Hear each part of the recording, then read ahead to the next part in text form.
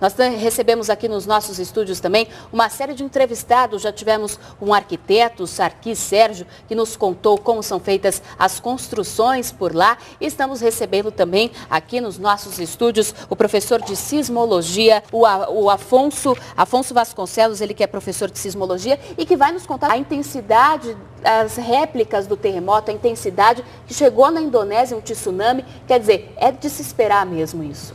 É de se esperar.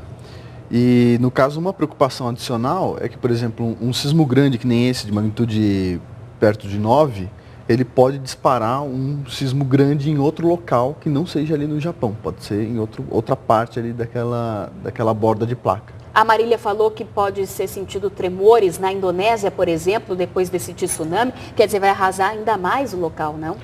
Isso. Agora, nesse período, nós vamos ter que esperar ver o que vai acontecer, porque a parte de sismologia nós sempre analisamos o posterior ao que aconteceu, né? O que nós comentamos um pouco é sobre a experiência do que já houve, né?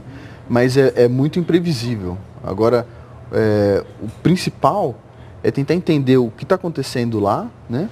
E o efeito disso sobre essas obras mais importantes, principalmente as usinas nucleares. Agora, Afonso, você tem informações sobre o Departamento de Sismologia no Japão, como ele funciona e se esse terremoto dessa magnitude, quase 9 pontos na escala Richter, vai trazer mais informações para que eles possam se preparar melhor? Bom, é quase impossível se preparar para um terremoto de magnitude 9. Né? É muito difícil mesmo, né? Por mais que esteja preparado, o que nós podemos sempre fazer é mitigar ou diminuir o prejuízo, né? Principalmente em vidas humanas, mas em termos de estrutura é muito difícil. Agora, como esse é um terremoto novo aí, tem uma magnitude muito grande, único aí no Japão por enquanto, então isso certamente vai trazer novas informações para melhorar a avaliação de risco sísmico no Japão. Agora, como é que a gente pode classificar esses sismos? A gente ouve muito dizer 5.2, 6.9, agora 8,9 pontos. Como é que a gente classifica esse tipo de intensidade desses tremores? Como é que é feito a medição, vamos chamar assim, desses tremores? Bom, funciona da seguinte forma, nós temos duas escalas. Uma escala é de intensidade, que é o efeito que o terremoto gera na superfície, ou seja, o que as pessoas sentem, panela caindo, janela quebrando, prédio colapsando, colapso total. Essa escala vai de 1 a 12, né, em algarismos romanos.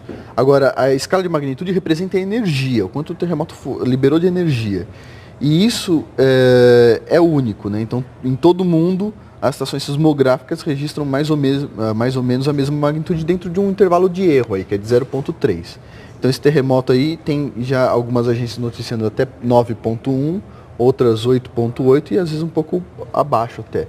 Mas somando todas as informações, depois nós vamos ter uma magnitude confiável em 1 mês, 2 meses talvez. Então esse 8,9 é a energia que ele produziu, é isso? É a energia produzida. Como ele está perto da superfície, está no mar, então tudo isso agrava os efeitos, que aí seria a intensidade do terremoto na superfície. Aqui no Brasil não é registrado esses terremotos de grande magnitude, né? Alguns abalos, às vezes é registrado em algumas regiões do país. Mas por que aqui no Brasil não existe esse tipo de terremoto? A placa no Oceano Atlântico, existe alguma diferença em relação a outras placas tectônicas no mundo todo? Existe. No caso do Japão, a borda de placa, né, a borda da placa tectônica é uma borda que nós chamamos de convergente, né? Ou seja, uma borda se chocando contra a outra e a placa está entrando uma embaixo da outra. Aqui no Atlântico, nós chamamos de borda divergente, ou seja, a América do Sul se separando da África, eles estão se espalhando em direções opostas. Já nos Andes, né, nos países andinos, Chile, Peru, né, a borda é convergente, uma está se chocando contra a outra, então lá tem grandes terremotos também. E isso acontece ainda hoje? Quer dizer, é registrado com o passar dos anos essa movimentação das placas? Sim, são registrados. A movimentação da placa, por exemplo, da Sul-Americana, onde nós estamos, é em torno de 2 a 3 centímetros por ano, né? De Sumatra, lá, a região da Indonésia, a placa está se movimentando 8 centímetros, são poucos centímetros. Parte desses centímetros não se acumula durante alguns anos, né?